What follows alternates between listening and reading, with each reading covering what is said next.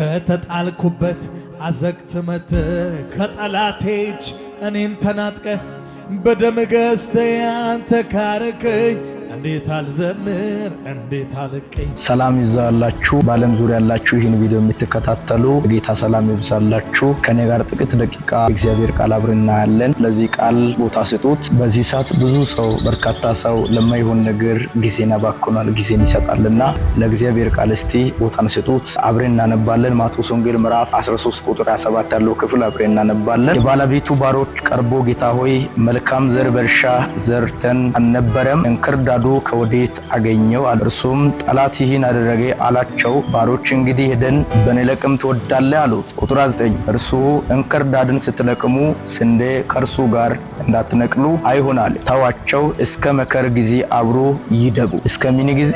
እስከ መከር ጊዜ ምን ይሁኑ? አብሮ ይደጉ። በመከር ጊዜ አጫጆች እንክርዳዱን አስቀድማቸው ለቅሞ በእሳት ለመቃጠል በየነዶውን አስሮ እንዲሆን ግን በጎተራ ክተቱ ይላለው። በደንብ ሲሙልኝ ጌታ ኢየሱስ ክርስቶስ በሚያገለግልበት ጊዜ ላይ ነው ይሄን መልእክት የተናገረው። ይሄን መልእክት ሲናገር ምሳሌ ተናገረ። አንድ ገበሬ መልካም ማሳ ላይ መልካም ዘር ዘራ። ወደ ቤት መጥቶ ሲተኛ ጠላት ደግሞ በሌሊት መጥቶ እንክርዳድን ዘራ ይላል። የጌታው ባሮች ወጥቶ ማሳ መካከል ሲገቡ የዘሩት ጤናማ የነበረ ስንዴ ነው።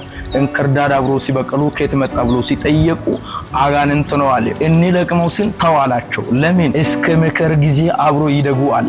ዛሬ በቤት ክርስቲያናችን መካከል አብሮ ያደገ ሁሉ ለጌታም አይደለም በጌታም አይደለም ለሊመጥቻለሁ።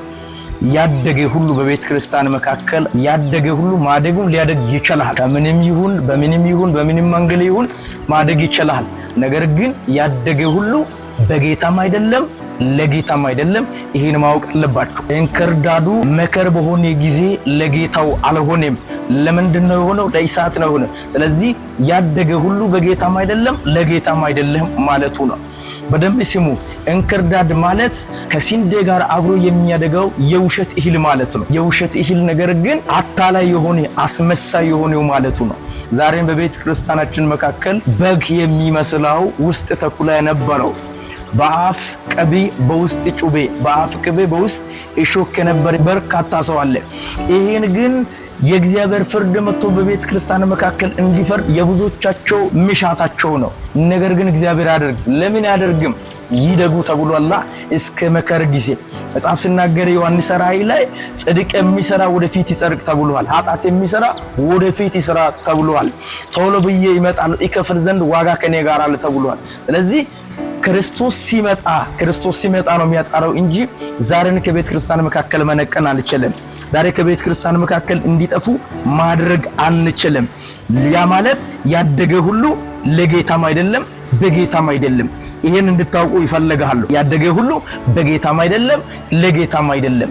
በጌታ ያደጉ ሰዎች የተኛው ናቸው? በምን ይለያሉ የምትሉ ሰዎች ካላችሁ ይሄን ጌታ ኢየሱስ ክርስቶስ በፍሬ ታውቋቸዋለሁ እንደሚል በጌታ ያደጉ ሰዎች መንፈሳዊ ፍሬ አላቸው። ገላትያ 5:22 ላይ የተጻፉ 9 መንፈሳዊ ፍሬ አላቸው። 9 መንፈሳዊ ፍሬ የምትፈልጉ ከሆነ ፍቅር፣ ደስታ፣ ሰላም፣ ትዕግስት፣ ቸርነት፣ ደግነትና እምነት፣ የዋህነት፣ ራስ መግዛት፣ እነዚህ መንፈሳዊ ፍሬዎች በጌታ ባደጉ ሰዎች መካከል ይኖራሉ። በደንብ ስሙ። ብዙ ጊዜ የምንሸወድበት ምክንያት መንገዶች አሉ።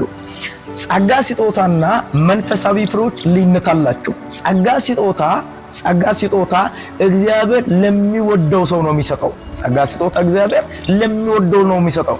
ነገር ግን አንድ ክርስቲያን ተብሎ በሚጠራ ግለሰቡ ሕይወት ላይ እነኚህ መንፈሳዊ ፍሬ 9 መታየት ግዴታ ነው የሚሆነው። እነኚህ መንፈሳዊ ፍሬ የተባሉ ትንቢት ላይ ይናገር ይችላል፣ ልሳን ላይ ይናገር ይችላል፣ ላይ ተረጎም ይችላል። ያ ማለት እግዚአብሔር ጸጋ ስጦታ ሲሰጠው ለሚወደው ነው የሚሰጠው። ነገር ግን መንፈሳዊ ፍሬዎች ግን ክርስቲያን ተብሎ በሚጠራው እኔ በጌታ ነኝ በኢየሱስ ክርስቶስ ከዘላለም ሞት ድኛለሁ በሚለው በእለት ኑሮ በእለት ዘይቤ ላይ ማሳየት ግዴታ ነው የሚሆነው። ምኑ? መንፈሳዊ ፍሬዎች ማለት ነው። ነገር ግን በጌታ ያላደጉ በጥልቁ ዓለም ላይ ያሉ ሰዎችን ካያችሁ ቅድስና የላቸውም። በሚወጡና በሚገቡበት መንገዳቸው ሁሉ አስመሳይ ናቸው፣ አታላይ ናቸው፣ ይመስላሉ። ሱፍ ሊለብሱ ይችላሉ፣ የፈለጉ ነገር ፕሮቶኮል ሊጠብቁ ይችላሉ። ውስጡ ግን ተኩላ ነው የሚሆነው። ስለዚህ ይሄን እግዚአብሔር የሚያጣራው መቼ ነው? ዘመን መጨረሻ ነው። ዘመን መጨረሻ ነው። አንድ ምሳሌ ልንገራቸው።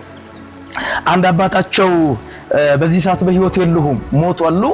አንድ ጊዜ አንድ ብላተኛ በፊት አቆሙና ወጣት ልጅን 15 ዓመት ጎልማሳ ሰውየውን አቆሙና እንደዚህ ያሉት። ልጁን አቆሙና ሁለት በግና መጡት። አንድ በግ ጥቁር ነበረ፣ አንዱ ቀይ ነበረ።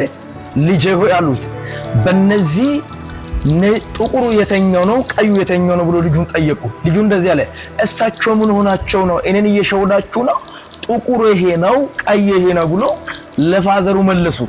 ሲመለሰው ፋዘር እንደዚህ አለ፣ ልጄ ሆይ ጠብቅ ብሎ ጎረ ወሰዱና ቆዳን ገፎ በጎቹን ሁለቱን አረዱና የሁለቱን ስጋ ትሪ ላይ አስቀመጡና ወደ ልጁ ጋር መጡና አሁን ጥቁሩ የተኛው ነው አሁን ቀዩ የተኛው ነው አለ።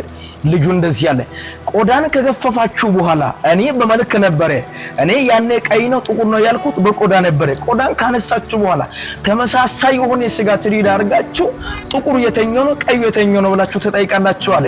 ፋዘር እንደዚህ ነው ያለው። ምሳሌ ነው የተናገረው። ልጄ ሆይ አለ ከዚህ በኋላ በኢትዮጵያ ምድር አለ የቱ ከጥልቅ ነው የቱ ከእግዚአብሔር ነው ብላችሁ እስከማትለዩ ድረስ መለየት እስከሚያቅታቸው ድረስ ይመጣሉ አለ። እንደ አሸዋ የሚያክሉ ሰዎች ይነሳሉ ይቀባሉ አለ።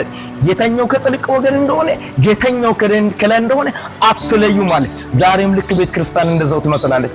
የቱ ከጥልቅ ነው የቱ ከእግዚአብሔር ነው መለየት አባቶቻችን አቅተዋል። መለየት አባት ዩቲዩብ ላይ የምትጨነቁ ቲክቶክ ላይ የምትጨነቁ ሰዎች መልእክት አለ። እስከ መከር ጊዜ ያድጋል። ያደገ ሁሉ ግን በጌታ አይደለም። ያደገ ሁሉ ግን ለጌታ አይደለም። በሃይማኖት ሽፋን ውስጥ ሊኖር ይችላል። በፕሮቶኮል ሊሸውድ ይችላል። መልካም በሚመስለው ንግግር ሊሸውድ ይችላል። ነገር ግን በጌታ አይደለም፣ ለጌታ አይደለም። ጌታ ኢየሱስ ይባረካችሁ። ይህ ቤትን ሰብስክራይብ አድርጉ። ሁሉ ጊዜ ዴና የሆነ ትምህርት ይዘን እንመጣለን። እንወዳችኋለን። ጌታ ኢየሱስ ያከብራችሁ። ተባረኩ።